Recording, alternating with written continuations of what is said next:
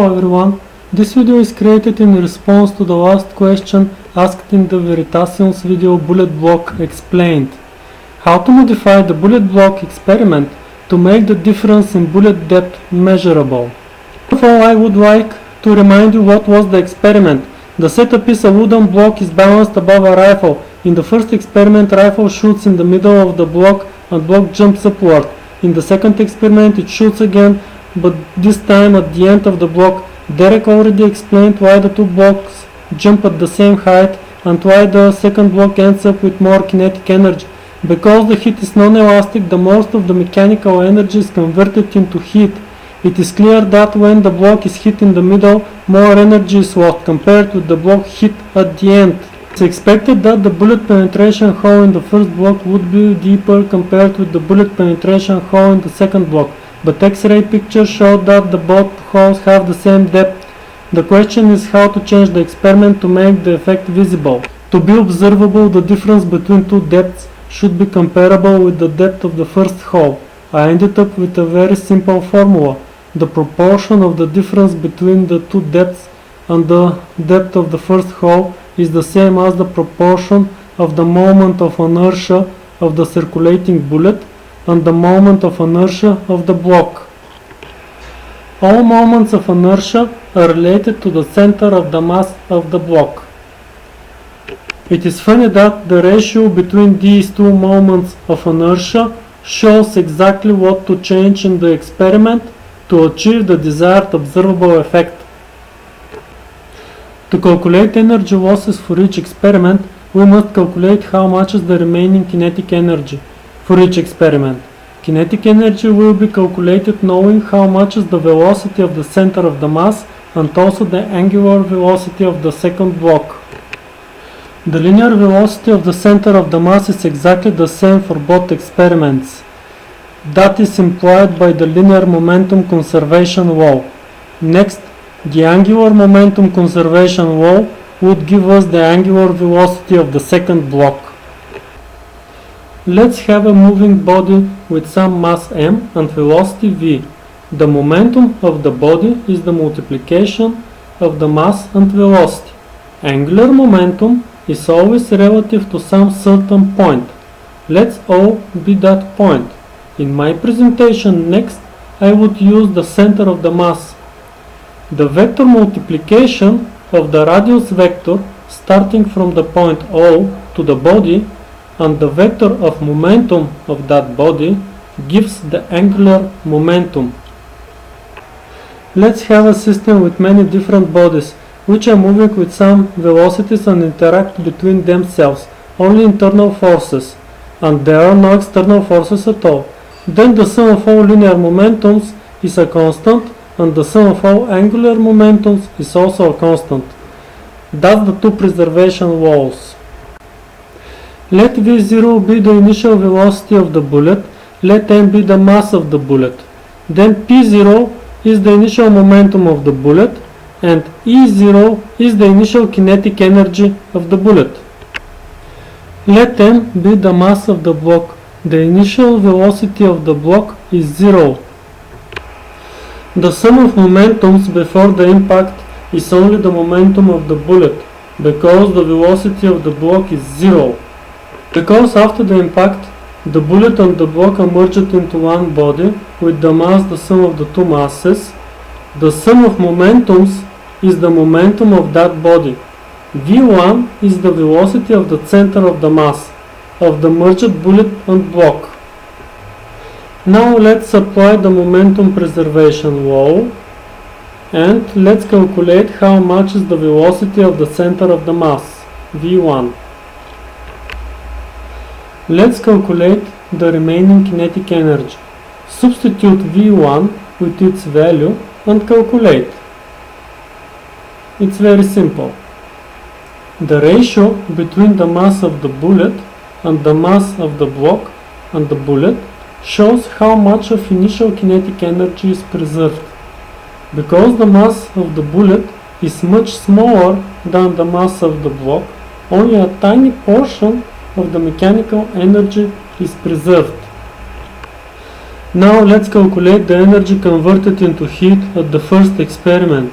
Because there is no rotational kinetic energy, the only kinetic energy is solely E1. The difference between initial kinetic energy and the remaining kinetic energy E1 is exactly the energy converted into heat. Now let's compare how much of the initial energy is converted into heat and how much is remaining as kinetic energy.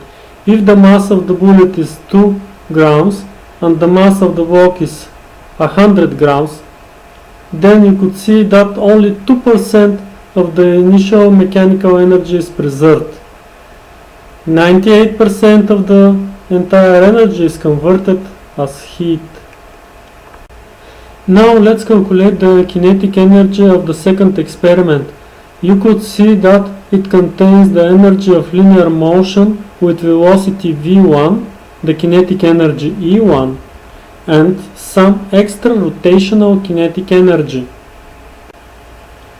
To know the extra rotational kinetic energy, we have to know the angular velocity and the moment of inertia. Let's E3 be the rotational kinetic energy of the second block. The entire kinetic energy E2 is equal to E1 plus E3. Here it is the angular momentum of the bullet before the impact. It is the vector multiplication of the radius vector and the bullet linear momentum vector. Let theta be the angle between these two vectors. L is the multiplication of r, p0 and sinus theta. From the triangle OAB you could see that r multiplied by sinus theta is exactly the offset of the rifle from the middle of the block A. So L is equal to P0 multiplied by A. So we know how much is L, because we know the mass of the bullet, the initial velocity of the bullet, and the offset of the rifle.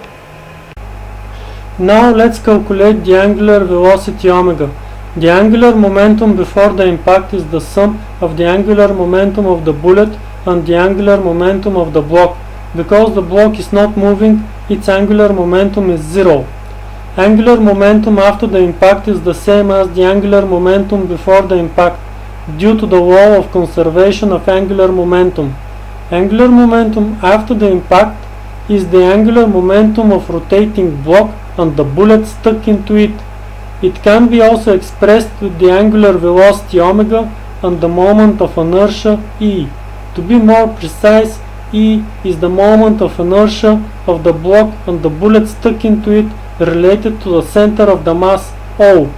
Combining these two equations for the angular momentum, we derive how much is the angular velocity omega.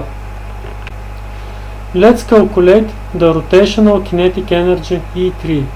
Replacing omega with its value, and after simplifying the expression, we get to the formula. We see that only a portion of the initial kinetic energy is turned into rotational. The meaning of m multiplied by squared a is a moment of inertia of some small bullet circulating around the center of the mass O.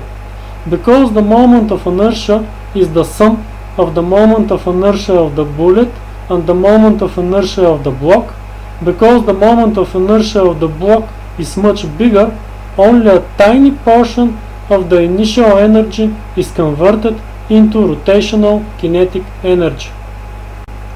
Now we could calculate the kinetic energy at the second experiment. It is bigger than the kinetic energy at the first experiment. We also can calculate how much is the quantity of heat received at the second experiment. It is smaller than the quantity of heat received at the first experiment. The difference between them is exactly the rotational kinetic energy. Depth of the penetration hole and the quantity of released heat. That is the main assumption in this presentation. I assume that the depth of the hole is proportional to the released heat. If we make a hole with some depth, some quantity of heat is released. If we make twice deeper hole, twice quantity of that heat will be released. So we assume depth is proportional to the quantity of heat. Now let's evaluate the expected visual effect. The difference between the depth of the two holes divided to the depth of the first hole is the factor describing the visual effect. That ratio gives how much will be the expected difference between two holes compared to the first hole. You could see that the ratio is calculated dividing the difference of the quantity of the heat released at each experiment to the quantity of heat released at the first experiment. The result is the rotational kinetic energy divided to the quantity of the heat released at the first experiment. If that factor is 10% and if the first hole is 1 cm, then the expected difference is 1 mm. If the first hole is 2 cm, then the expected difference will be 2 mm long. Further, we need to calculate the moment of inertia of the block and bullet. First, we calculate the moment of inertia of the block. Here it is the calculations. Here it is the moment of inertia of the block and the bullet. The bullet part depends on the depth of penetration. The minimal distance from the center is A and the maximum distance from the center is square root of 2 multiplied by A. So you could see how much is the minimum and maximum value of that moment of inertia, and we could choose some average value for that. The bullet part of moment of inertia is negligible compared to the moment of inertia of the block. Now let's simplify the result, knowing that the mass of the bullet is much smaller than the mass of the block. We may remove the two negligible members. We get the formula shown at the beginning of the presentation, and we could see that to observe that effect is not easy. Conclusions: decrease the mass of the block, increase the offset of the rifle, stretch the block, or use body with lower moment of inertia with some different shape. Examples are shown. Use softer material for the block. Lower observation factor will be easier for observation. Here they are the example how to apply the formula. The sizes of the block are relatively to the offset of the rifle. The mass of the bullet is only 2 grams. We would try with two different masses of the block, with 100 grams and with 50 grams. With 100 grams we calculate only 5%. With 50 grams it is 10%.